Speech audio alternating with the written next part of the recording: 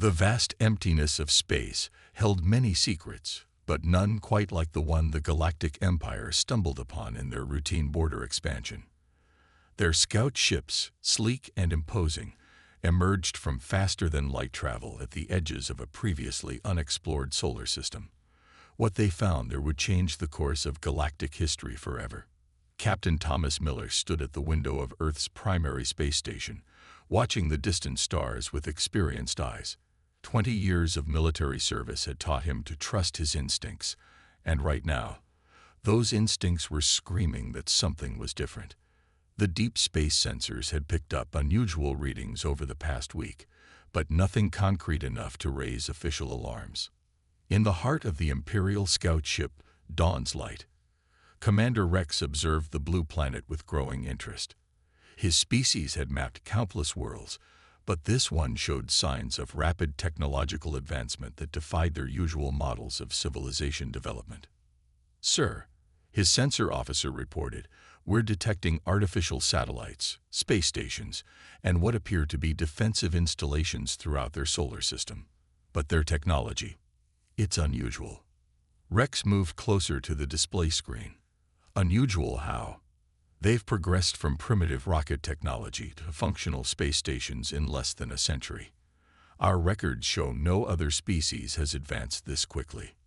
On Earth, the first signs of the Empire's presence came through civilian telescopes. Amateur astronomers noticed the unusual shapes moving near Jupiter, their designs clearly not of human origin. Within hours, military installations worldwide went into silent alert status. The Imperial observation continued for 3 days. They watched Earth's television broadcasts, intercepted radio signals, and studied internet traffic. What they found both impressed and concerned them. Humans had a rich history of warfare, but also incredible achievements in art, science, and technology. "These humans are fascinating," Rex reported to Imperial Command. "They fight among themselves constantly, yet they've managed to create remarkable things.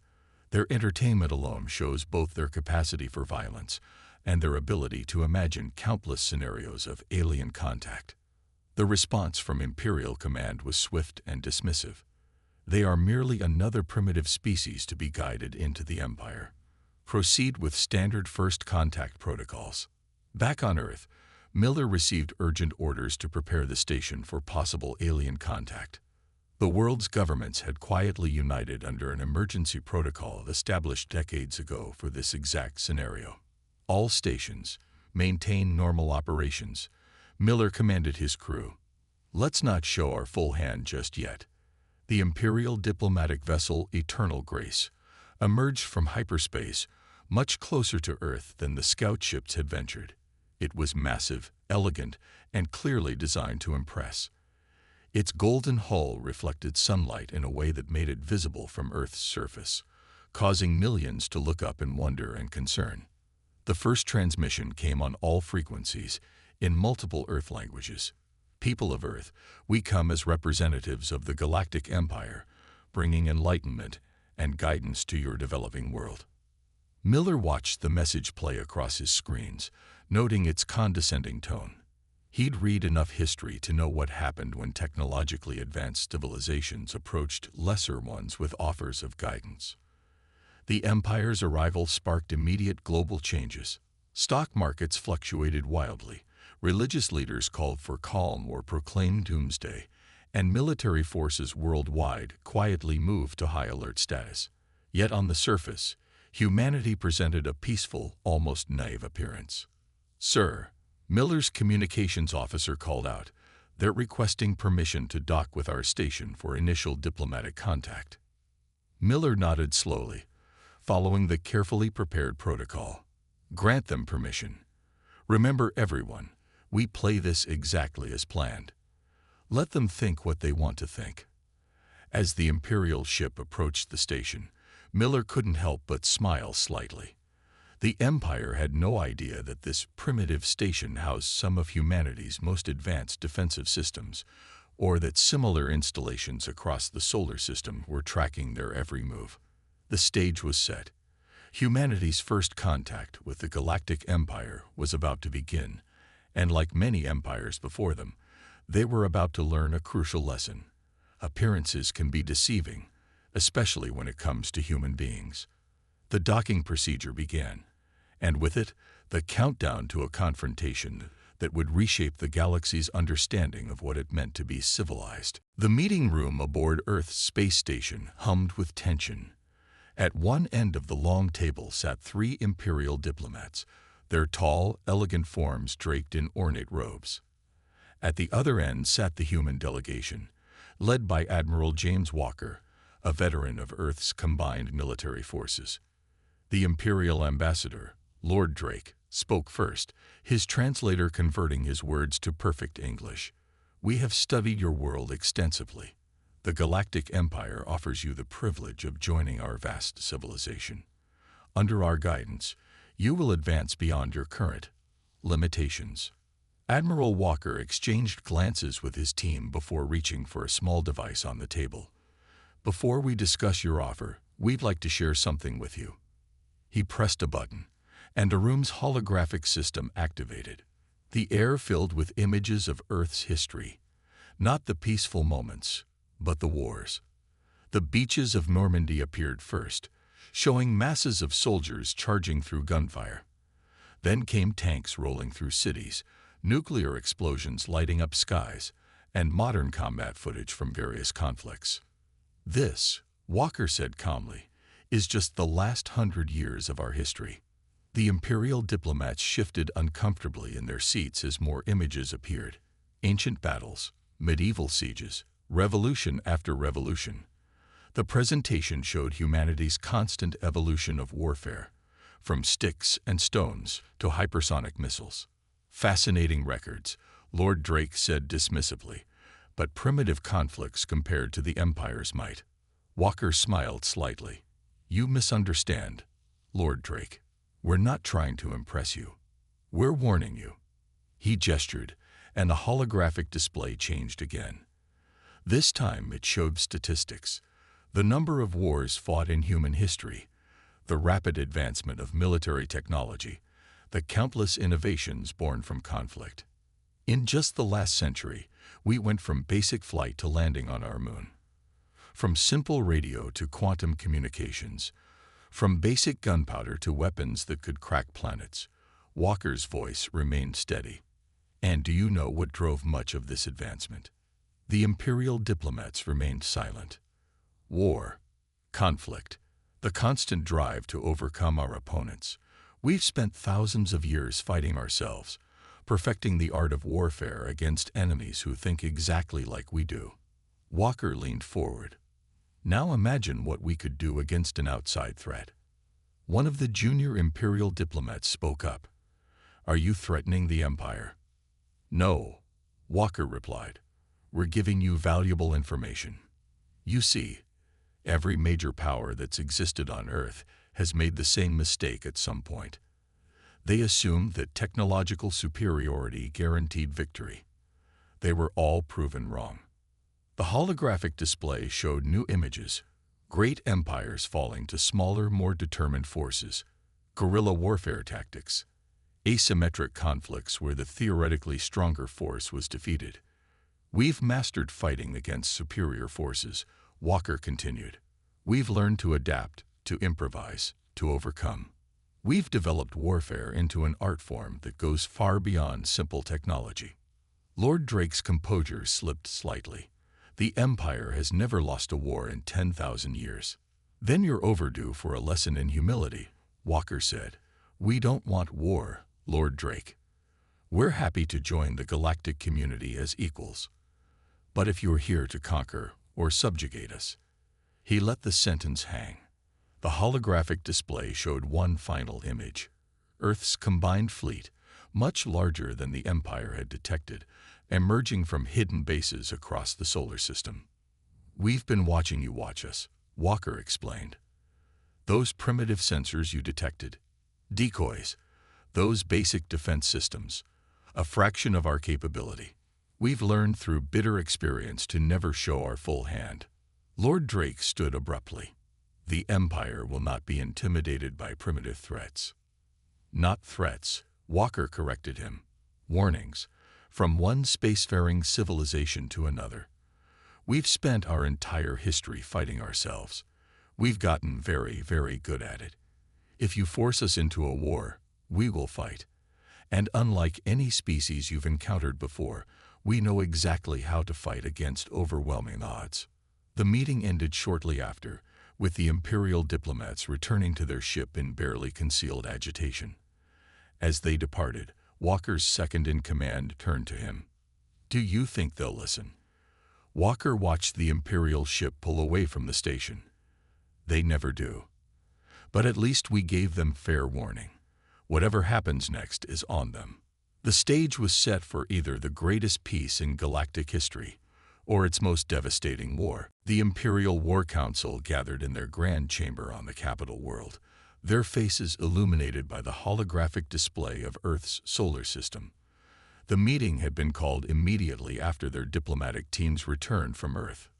Preposterous. General Marcus slammed his fist on the polished table. These humans dare to threaten us with their primitive recordings of local conflicts. We've conquered 1,000 worlds more advanced than theirs. Lord Drake, still shaken from his encounter on the human space station, spoke carefully. There's something different about them. Their warning wasn't delivered with fear or bravado. It was clinical, like they were simply stating facts. The Supreme Commander waved his hand dismissively. Facts. The fact is that our smallest battleship carries enough firepower to level their largest cities. Begin the military buildup. We'll show these humans what real warfare looks like. At the edge of the solar system, massive Imperial warships began appearing in growing numbers. Their dark hulls blocked out distant stars as they assembled into attack formations. Supply ships moved between them, preparing for what they believed would be a swift conquest.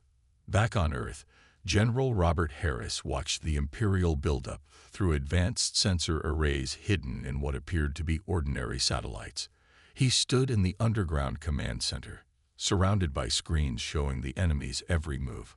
"They're positioning exactly where we predicted," his tactical officer reported. "Their arrogance is making them predictable." Harris nodded. "And our stealth systems?" "Still undetected, sir. They're relying on standard scanning frequencies. They haven't found any of our actual military installations." The Empire's intelligence reports painted a picture they wanted to see: a primitive species with basic space capability, limited weapons technology, and fragmented military forces. Their sensors detected only what humans wanted them to detect, missing the vast network of advanced defense systems hidden throughout the solar system. In orbit around Mars, hidden bases activated silently. Beneath the surface of Earth's moon, massive hangar doors prepared to open. In the asteroid belt, what appeared to be simple mining operations concealed state-of-the-art military facilities.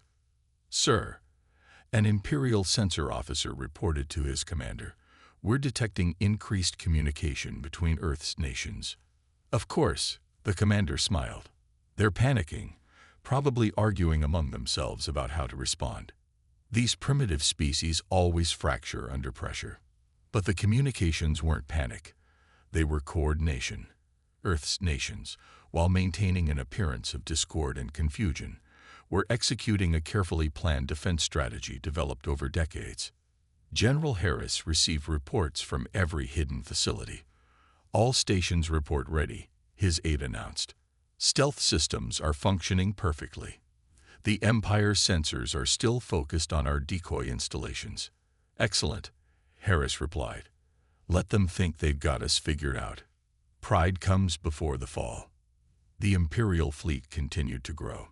Their ships arranged themselves in traditional conquest formation, the same formation they'd used successfully for thousands of years.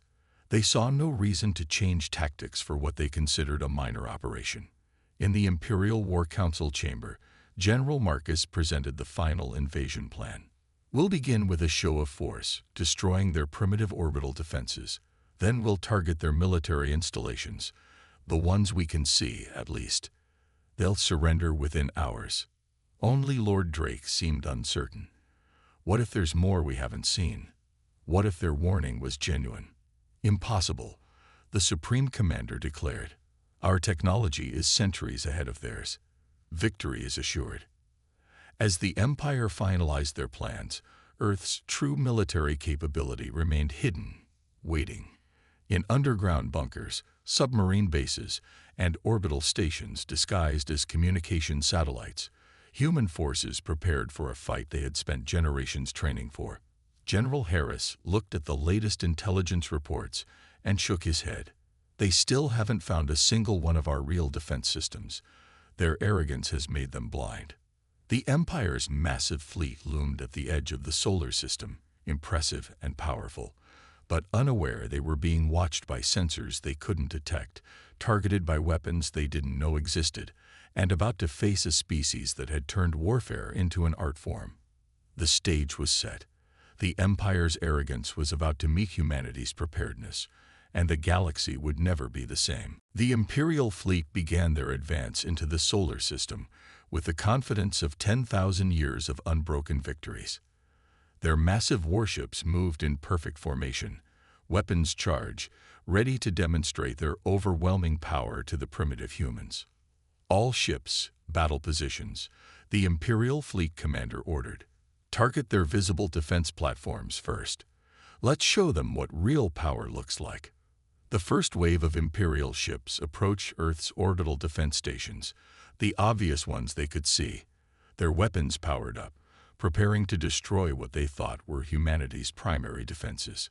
General Harris watched from the hidden command center as the enemy fleet moved exactly where predicted. "Initiate Operation Silent Thunder," he ordered calmly. "Let them fire the first shot." The Imperial ships launched their attack, their energy weapons easily destroying the decoy defense platforms. Cheers erupted across their command ships at the victory. "Pathetic," the Imperial commander scoffed. "Their defenses are even weaker than we thought." Then everything changed.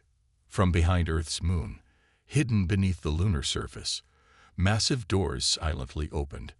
From the asteroid belt, what appeared to be simple rocks began to move. From beneath Earth's oceans, advanced submarines emerged.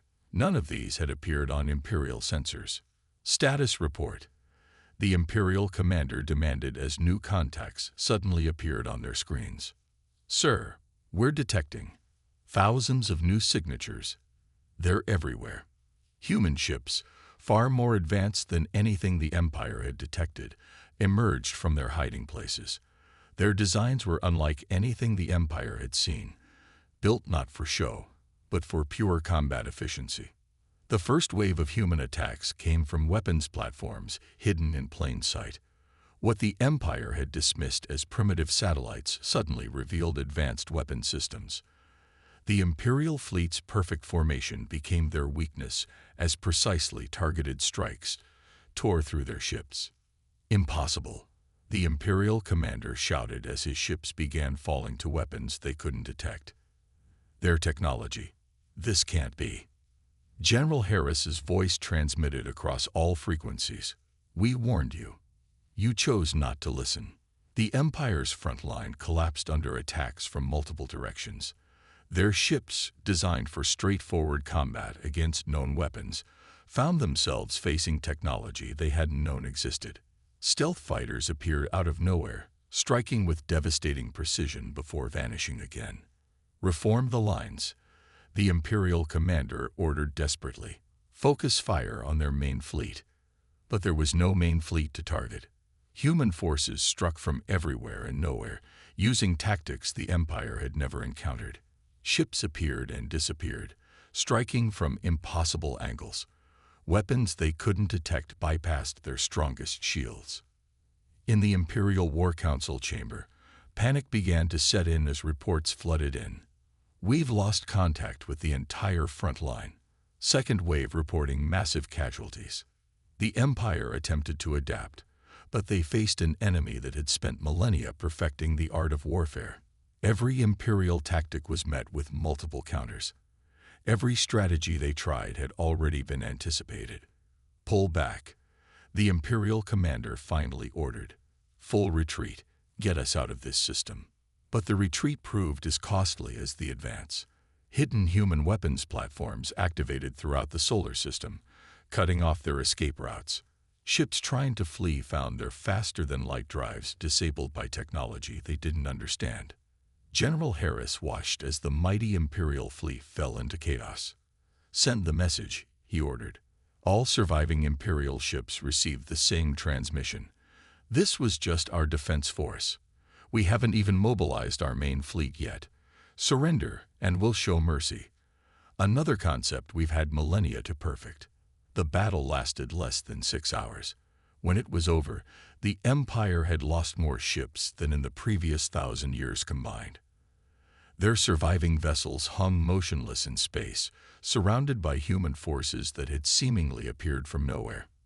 In the Imperial capital, the War Council sat in stunned silence as they reviewed the battle footage. For the first time in their history, they had not just lost, they had been completely outmatched. The humans had warned them to run. Now they wished they had listened. The gleaming towers of the Imperial capital world trembled as emergency alarms blared. News of their fleet's devastating defeat had spread quickly, causing panic among a civilization that had never known failure. In Earth's unified command center, Admiral Walker addressed the assembled military leaders. "The defensive phase is complete. Now we show them why starting a war with humanity was their biggest mistake." The human counter-offensive began with a precision that shocked the Empire. Instead of the brute force they expected, human ships appeared from hyperspace at seemingly impossible points, striking critical targets before vanishing again. "We've lost contact with the Centauri defense station," an Imperial officer reported frantically. "They just appeared inside our security perimeter." The Empire's military doctrine, unchanged for millennia, proved useless against human tactics. While Imperial ships moved in rigid formations, human vessels operated in fluid, unpredictable patterns. They struck from multiple directions, using maneuvers that seemed to defy physics. Commander Peter Stone led the first major assault on an Imperial stronghold. His fleet emerged from hyperspace, using entry points the Empire had thought impossible. "Remember your training," he told his crews. "Everything we learned fighting each other is about to pay off." The Imperial defenders watched in horror as human ships executed combat maneuvers they had never seen before. Smaller vessels darted between their capital ships, exploiting weaknesses the Empire didn't know they had. Centuries of fighting against themselves had taught humans every possible way to defeat a superior force. "How are they moving like that?" demanded an Imperial commander as another defensive line collapsed. "No species has ever fought this way." The humans pressed their advantage, but not with blind aggression. Each attack was calculated, each target chosen with surgical precision. They weren't just winning battles, they were dismantling the Empire's military infrastructure piece by piece. Earth's ships appeared above Imperial worlds, but they didn't bombard cities or destroy civilian targets. Instead, they disabled military installations with precise strikes, demonstrated their overwhelming superiority, and offered terms of surrender. "Sir," reported a tactical officer to Commander Stone, "another 3 Imperial worlds are requesting to negotiate. They're impressed by our restraint." Stone nodded. "That's the difference they don't understand. We've learned when to strike hard and when to show mercy. Send in the diplomatic teams." The Empire's military leadership struggled to adapt. Their attempts to counter human tactics failed because they were fighting the last war, using strategies that hadn't changed in thousands of years. Meanwhile, humanity brought centuries of varied combat experience to every engagement. "They're not just beating us," an Imperial general realized with growing dread. "They're teaching us a lesson with every battle." Human forces pushed deeper into Imperial space, but they weren't interested in conquest. Each victory came with an offer of peace, each demonstration of power followed by a chance to surrender. It was a strategy born from Earth's own bloody history, knowing when to fight and when to extend a hand in friendship. The Empire's finest admirals watched helplessly as their defense networks were systematically dismantled. Human ships would appear inside their strongest fortifications, disable their weapons, and disappear before they could respond. Centuries of complacency had left them unable to adapt to this new kind of warfare. In the Imperial Palace, the War Council received reports of another devastating defeat. How can they be everywhere at once? One counselor demanded. It's like they're not bound by the same rules of warfare we are. Admiral Walker, monitoring the campaign from Earth, watched as more Imperial territories signaled their surrender. Send the same message to each world, he ordered. We come not to conquer, but to end this war. The choice is theirs. The counter-offensive continued with mechanical precision. Humanity demonstrated not just superior tactics and technology, but also a deeper understanding of warfare itself. Each battle showed the Empire a new aspect of combat they had never considered. As the dust settled on another victorious engagement, Commander Stone looked out at the stars. They thought they were ready for war, he mused, but they never understood what that really meant. We did. We always did. The galaxy was changing, and the Empire was learning a harsh lesson about underestimating their opponents. The question was no longer if they would fall, but how many more defeats it would take before they accepted the new reality. The Imperial capital was in chaos. Once proud warships hung broken in orbit, disabled by human weapons they still couldn't comprehend. Within the Grand Imperial Palace, emergency alarms blared continuously as reports of defeat after defeat flooded in. We've lost the entire Orion sector. A military advisor's voice cracked with panic. Human forces appeared simultaneously in 17 systems. Our defenses. They just walked through them. The Supreme Commander stared at the tactical display, watching as more sectors turned red.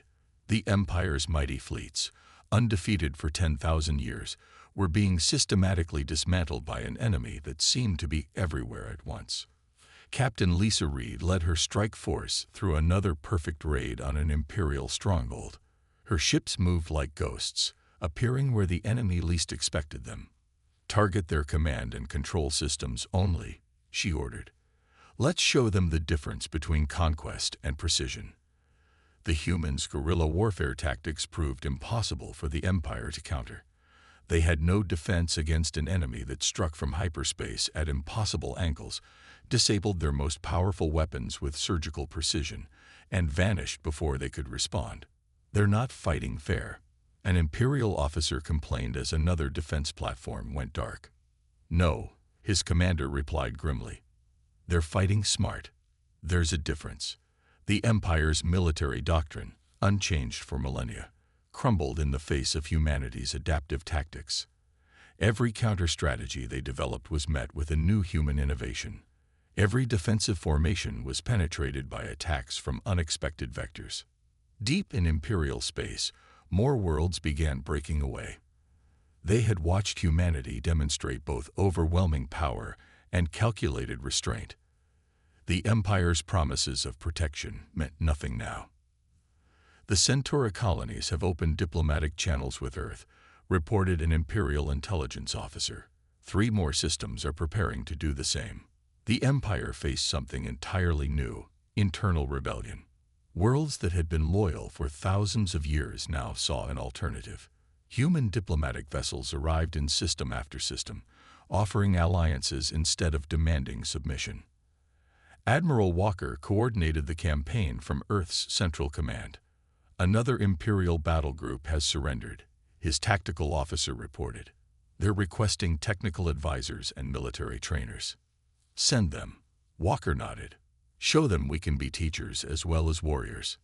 The Empire's breaking point came not from a single massive battle, but from the realization that they couldn't protect their territory. Human forces demonstrated the ability to strike anywhere, at any time, with devastating effectiveness. In a hidden throne room, the Imperial leader faced reality. How did we miscalculate so badly? His advisor spoke carefully. We saw their technology but missed their experience. We counted their ships but ignored their history. Every war they fought against themselves taught them lessons we never learned. Human forces pushed deeper into Imperial space, but their advance was calculated. They didn't bombard civilian targets or occupy peaceful worlds. Instead, they systematically dismantled the Empire's ability to wage war. Captain Reed's fleet appeared above another Imperial fortress world. "Standard protocol," she ordered. "Disable their military capability. Protect civilian infrastructure. Offer terms." The Empire's response to each defeat revealed their fundamental weakness. They didn't know how to adapt. Millennia of unchallenged dominance had left them rigid, predictable, and vulnerable to humanity's fluid combat style. "They're not just defeating us," an Imperial strategist realized. "They're showing us everything we've done wrong for the past 10,000 years." In the Imperial War Council chamber, the harsh reality set in. Their mighty empire, built on technological superiority and rigid hierarchy, was being undone by a species that had learned warfare in the hardest possible way: by fighting itself. "We have to sue for peace," a counselor finally said, "before there's nothing left to save." As the Empire reached its breaking point, humanity showed its true strength. Each victory was followed by an offer of alliance. Each demonstration of power came with an extension of friendship. Admiral Walker reviewed the latest reports of Imperial worlds requesting protection from their own government. "They're finally learning," he said. "War isn't about who has the biggest ships or the most powerful weapons. It's about understanding conflict itself." The galaxy watched as the unthinkable happened. The mighty empire began to crumble, not from brute force, but from the precision and wisdom of a species that had mastered the true art of warfare. In the Grand Imperial Palace, once a symbol of unquestioned power, human and imperial representatives gathered to forge a new future. The massive chamber, designed to intimidate visitors, now hosted equals at the negotiating table. Admiral Walker sat across from the Imperial leader, neither showing dominance over the other. "We never wanted conquest," Walker explained. "We wanted understanding. Now we have it." The peace treaty wasn't a document of surrender, but a framework for cooperation. Humanity had proven they could destroy the Empire, but chose instead to help rebuild it. The Imperial leader, humbled by recent events, understood the profound lesson being taught. "Your species," he said carefully, "has shown us that true strength lies not in domination, but in wisdom born from experience." Outside the palace, human engineers worked alongside Imperial technicians, sharing knowledge that had been developed through centuries of conflict. The Empire's military forces began a massive transformation, learning not just new tactics, but new ways of thinking. Commander Stone oversaw the first joint training exercise between human and Imperial ships. "Watch how they move," he instructed his Imperial counterparts. "Every maneuver we use was learned through necessity, not tradition." The Imperial Military Academy, unchanged for millennia, opened its doors to human instructors. Young Imperial officers learned about adaptation, innovation, and the crucial difference between fighting and winning. "Traditional formations look impressive," a human instructor explained to her class, "but warfare isn't about looking impressive.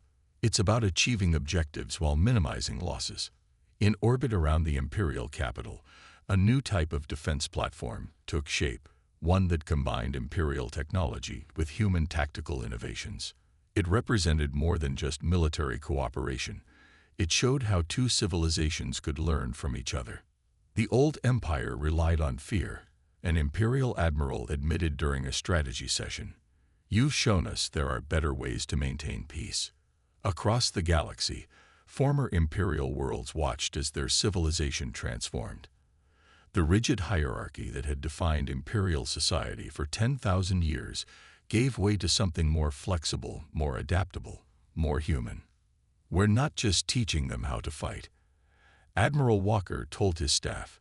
"We're teaching them why we fight. The difference matters." The changes weren't limited to military matters. Human diplomats shared their experience in handling internal conflicts, showing how disagreement and debate could strengthen rather than weaken a civilization.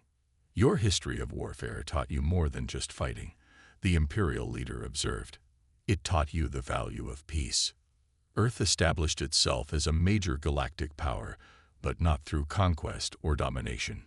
Instead, they became teachers, sharing lessons learned through millennia of conflict and resolution. In the reformed Imperial Fleet Academy, a memorial wall displayed a simple message: the strongest warrior is one who knows both victory and defeat. Below it hung images of Earth's military history, reminding future generations of the lessons learned. Commander Stone watched as human and Imperial ships performed complex maneuvers together. A year ago, they would have called these tactics impossible, he noted. Now they're inventing new ones. The Empire's military underwent massive reforms, but the changes went deeper than tactics and technology. They learned about courage, innovation, and the importance of questioning traditional wisdom. "We spent 10,000 years becoming complacent," an Imperial general admitted during a strategic review. "You spent 10,000 years learning and evolving. The difference is clear." As the new era of cooperation unfolded, both civilizations discovered unexpected benefits. Human adaptability combined with Imperial organization created something greater than either had achieved alone. Admiral Walker stood at the window of the new Joint Command Center, watching ships from both civilizations moving in harmony. "They've learned well," he observed, "not just how to fight, but when not to." The galaxy entered a new age. The Empire learned that true power came not from dominance, but from the wisdom to change and grow. Humanity proved that their greatest strength wasn't their ability to wage war, but their capacity to forge peace from conflict. "We warned them to run," Admiral Walker mused as he watched the combined fleet exercise. "Instead, they learned to stand with us. That's an even better outcome." The stars looked different now, not as battlefield markers, but as beacons of possibility. The Empire had found new strength in humility, and humanity had found new allies in former adversaries. Together, they faced the future not as conquerors and conquered, but as partners in maintaining peace across the galaxy.